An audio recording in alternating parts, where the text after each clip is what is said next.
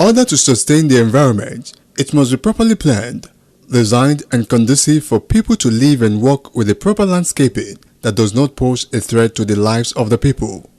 It is with this purpose that the Ogun State government created the Slum Regeneration Authority to midwife symbiotic relationship between physical planning and environmental sustainability, where man is seen as the beneficiaries of all developmental activities, and to ensure for him an environment which is livable, healthy, friendly, efficient and economically viable to achieve collective and inclusive prosperity. In view of this, the Ogun State Slum Regeneration Authority organized a day stakeholders meeting on the 100 kilometers Itoku-Ikija regeneration scheme to discuss and chart a way forward for the achievement and success of the project. Itoku and Ikija are core inner areas in the city of Abeokuta, and these areas harbor world-class Olumo Rock Tourist Center and other monumental tourist attractions. Speaking at the stakeholders meeting held at Olumo Hall, Ikija, the Commissioner for Physical Planning and Urban Development in Ogun State, Town Planner Tunji Odunlami, notified the gathering on the importance of the meeting, which he referred to as epoch-making. We are here to jointly chart a course for our common good. We on this side are here to represent the Ogun State government in furtherance of the building our future together agenda of the Prince Abeokuta-led administration. Central to the building our future together agenda of this administration are infrastructural rejuvenation and economic re-engineering of our state, Ogun State. To this end, a total stretch of 100 meters on both sides along the Itoku-Ikija corridor of Abeokuta, among other locations in Ogun State, has been earmarked as part of the slum regeneration schemes being undertaken by the Ogun State government. Distinguished ladies and gentlemen, the main purpose of our gathering here today is for the Ogun State Slum Regeneration Authority, the agency of the Ogun State government, to unfold the regeneration plans that have been designed for the Itoku-Ikija corridor. In addition, since we consider the engineers being represented here today by you as critical stakeholders towards the successful execution of the regeneration plans, we also consider your buy-in as very vital.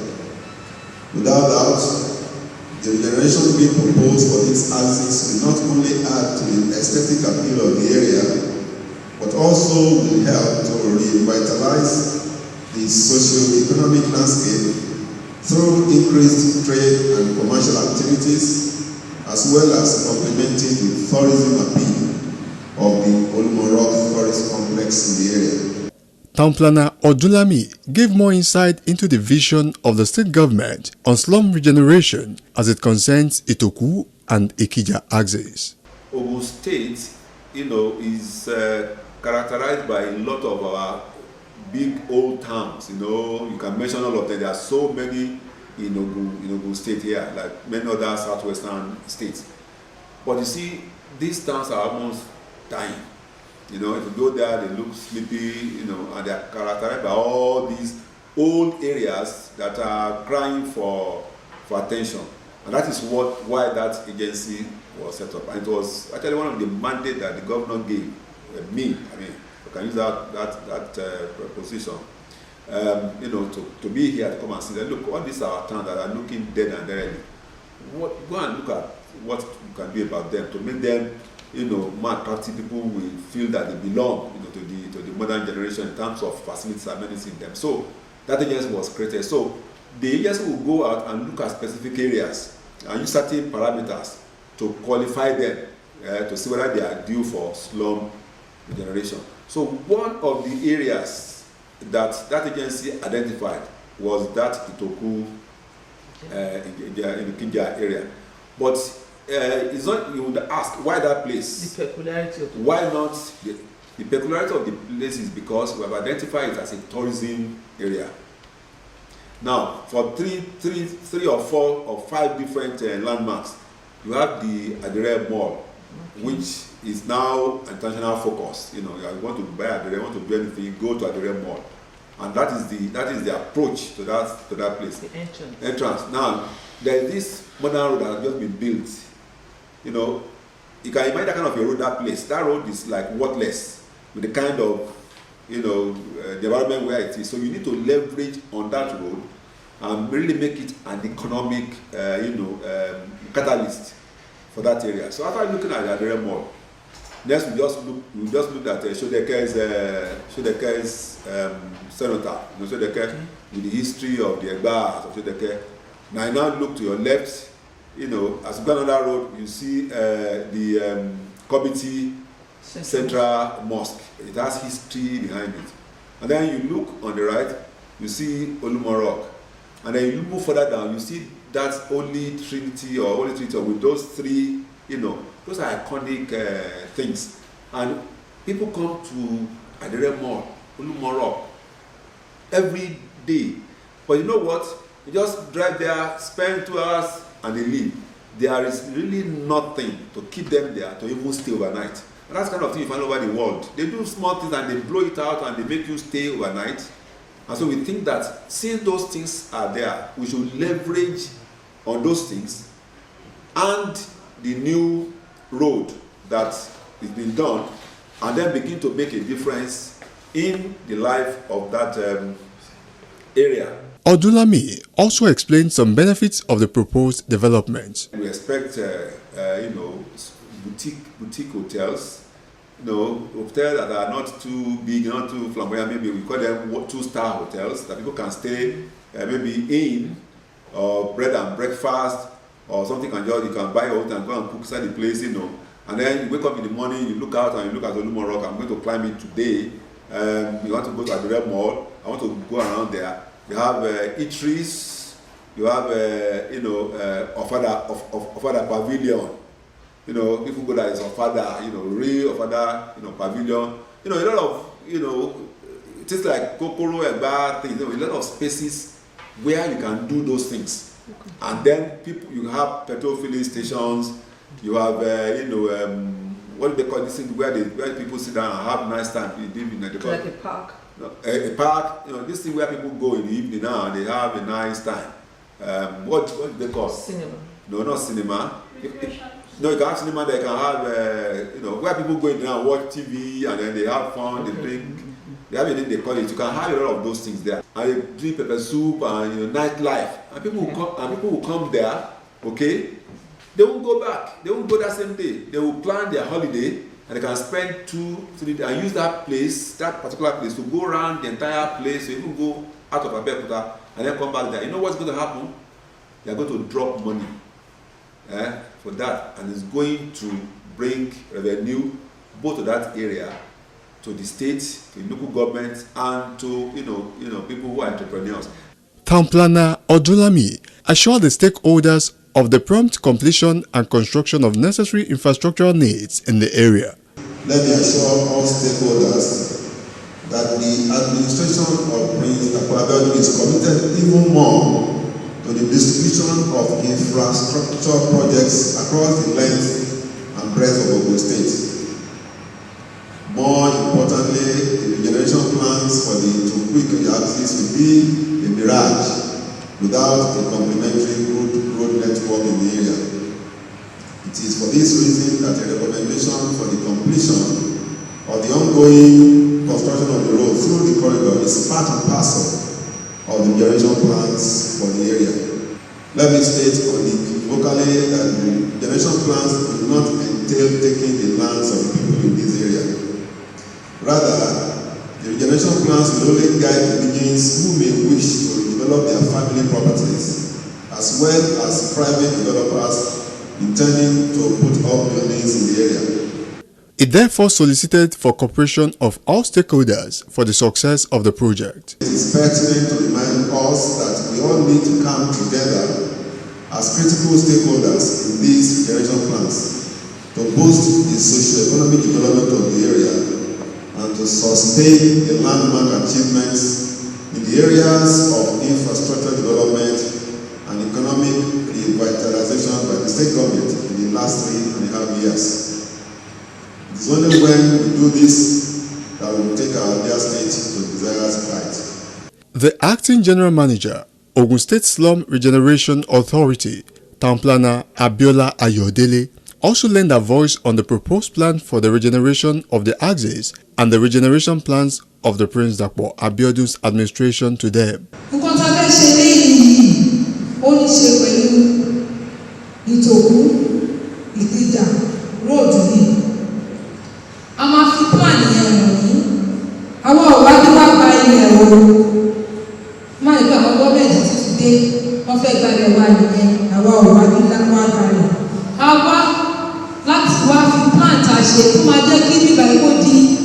Small London, ìlú ìlú nǹkan táwa ṣe nìyẹn ká lè tọ́jú lòrò kó jẹ́ pé ká kọ́ sọ pé agbe wa tẹwa ní ẹgbàá náà wà kò kì í ṣe bẹ́ẹ̀ àwa máa ń plan pẹ̀lú àwọn aráàlú ni a kì í plan fún aráàlú we plan with them for us to have the success and the implementation of that plan. Giant Stress Crew spoke with some stakeholders on their view of the project and its benefits to the people. Sincerely, this is a wonderful ideology and idea, and I believe it's going to be of great importance and a mutual beneficial delivery and relationship between the government and the owner of the land. And there is no doubt this is going to bring about socio-economic development of this area. You know, the state government is putting this idea on the ground, in which I know in the long run, even in the short and the long run, it's going to be of benefit to the owner of the land. They are not coming here to take their land. They are only bringing creative ideas, you know, that will give them a good return on investment within a short and long period of time. So it's a welcome idea. This is an idea that let's give it to this government, because it's very, very rare before you can see a government that is proactive and think for its people. You understand? So this government is thinking ahead for the people to let them know what they are supposed to do, you know, and that will give them a good economic and capital advantage and influence. Honestly, it's a good project which will enhance the viability of commerciality of the area. And talk of modernization, it will promote the beautification of the area. It's a good program which I believe Kavesi himself will like and welcome. I will enjoy my people to cooperate with the government and with the program so that they will all benefit from it. It's a laudable program and it the benefit of the individual of this area and to be a very big program and to transform this place to a very nice place. And the people of this place commercially, they are not well to do, but with coming of this transformation of this place, everything will become normal, business will come here, people will thrive, and this place will be very well developed. And this is only more too. Many people are living in Abeokuta and they are not even coming to this place, probably because of the road, and some people see this place as a local area. And with that transformation, it will bring more people down to this. The project, apart from adding greatly to the aesthetic look of the area, would also boost the economic status of the area, which would invariably lead to the growth and development of the area and the state in general. In recent times, Nigeria has witnessed a significant increase in building collapse that has resulted in loss of lives and livelihoods, as well as the displacement of families. Due to these frequent occurrences, the Ogun State government, through the Ministry of Fiscal Planning and Urban Development, set up a committee on Ogun State Building and Construction Code 2022 to find a lasting solution to the menace. The committee has representatives from the built industry professional bodies. The stakeholders meeting of the draft of Ogun State Building Construction Code 2022 was held at the conference room of the Ministry, Governor's Office, NTA Abeokuta. In his address, the Commissioner for Fiscal Planning and Urban Development, Town Planner Tunji Odunlami, explained that even though There has been National Building Code since 2005. The Ogun State government, under the present administration, deemed it fit to fashion out its own state building code derived from the National Building Code as a complement to the existing legislations. Although a few states have laws regulating building and construction activities, they are largely obsolete and no longer adequate to achieve the objectives of the National Building Code. Ogun State is, however, a clear and proud exception in this regard. Arising from the restructuring of town planning and building production activities in the state, pioneered by the administration of Prince Abeokuta MFR, and resulting in the creation of 3 new agencies along with the main ministry, the provisions of the National Building Code have largely been incorporated into the regime of the principal law, which is the Ogun State Urban and Regional Planning and Development Law 2022 and its 5 regulations. With 2 of them, the Ogun State Planning and Development Permit Regulation 2022 and the Ogun State Building Production Management Regulation 2022, dealing specifically with building design, construction, and maintenance. Again, the first in Nigeria. Despite these very robust legislations, however, there remains some finer and more specific details guiding these aspects of building or structure requiring codification. This thus makes it necessary for Ogun State to fashion out its own state building code derived from the National Building Code as a complement to the existing legislations. He reminded the citizens of Ogun State of the amnesty pronounced on the World Habitat Day by the Governor of Ogun State, Prince Abeokuta, for those who have developed their buildings without permits, waiving the payment of penal fees across board on such illegal documents, saying it will only last for 1 month, after which penal fees will be introduced again.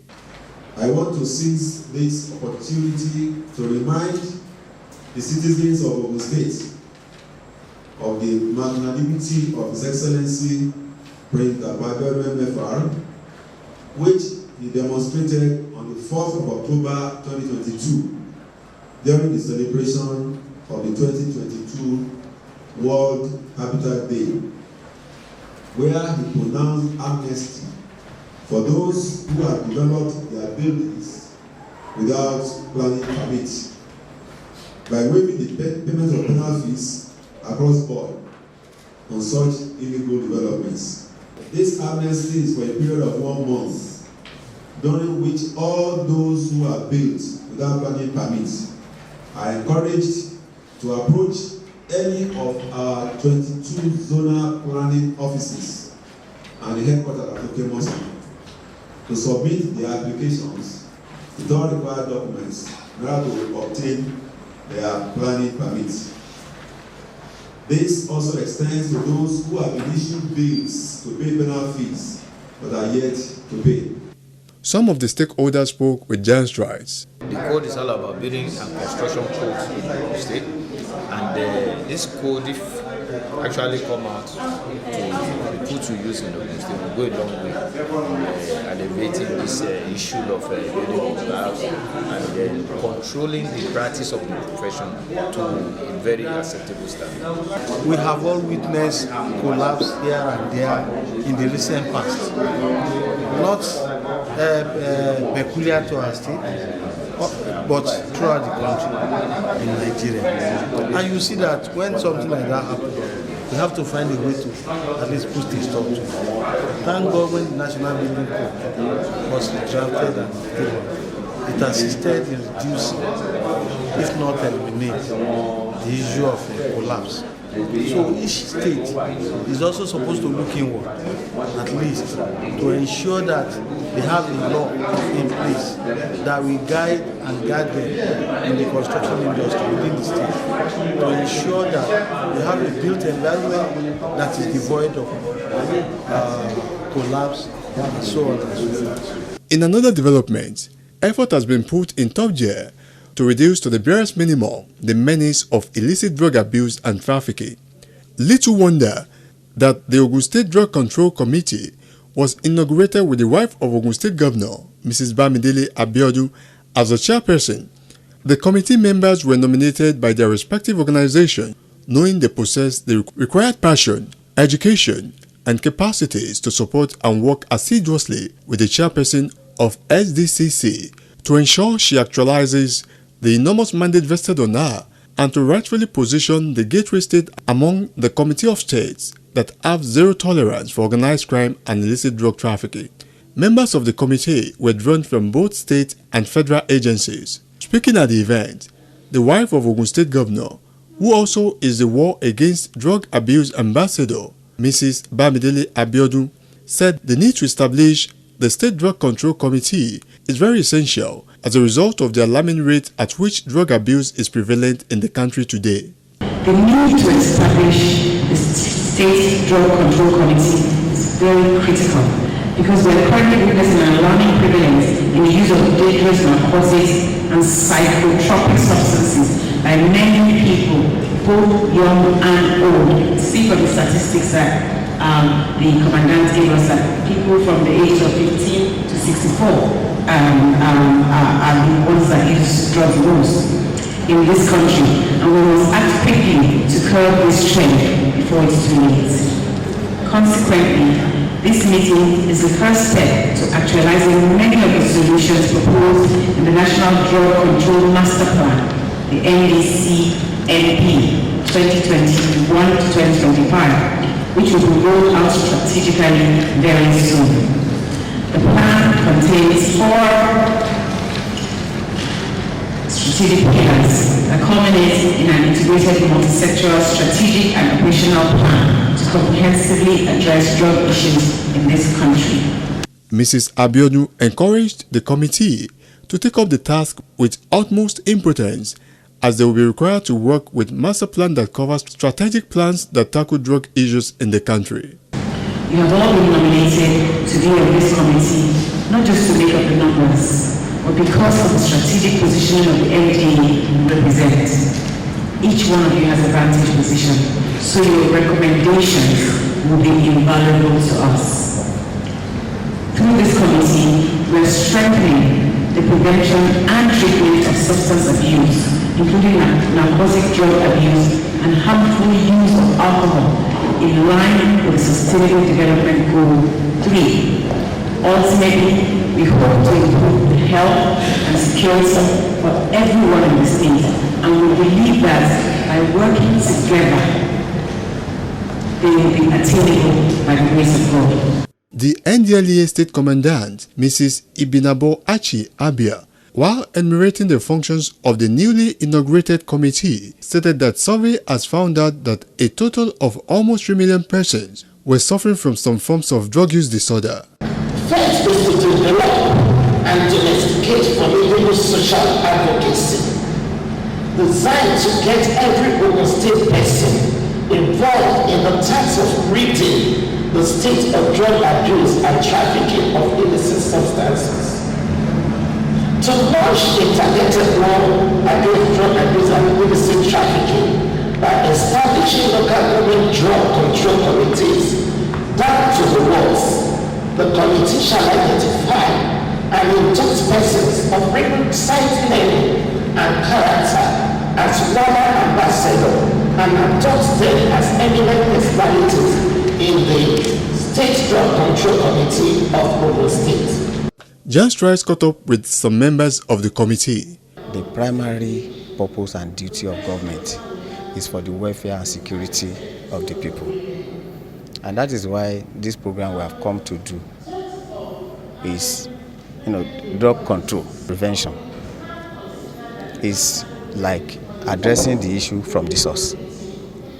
So this is an issue that we have to embrace, all of us.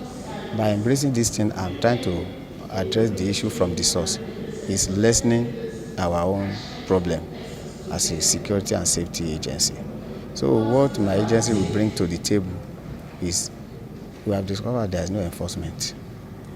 And when there is no enforcement, it will serve no deterrent. So by the time we bring enforcement into the matter, we prosecute and apportion respective punishment by the law. You discover that this trend of drug abuse and crime will become minimal. We have been told what our duties are. We have also been informed how we should go about it. But as an individual, I want to say that I will be committed to every assignment that is given.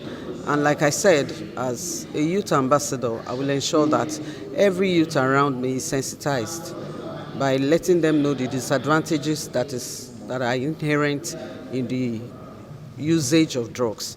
With the establishment of Ogun State Drug Control Committee, it is obvious that the trafficking of illicit drugs in the state will be reduced and drug addiction will be brought to the barest minimum, if not eradicated. Ibega Ikmele Ogun, Ajoshi Bugwani.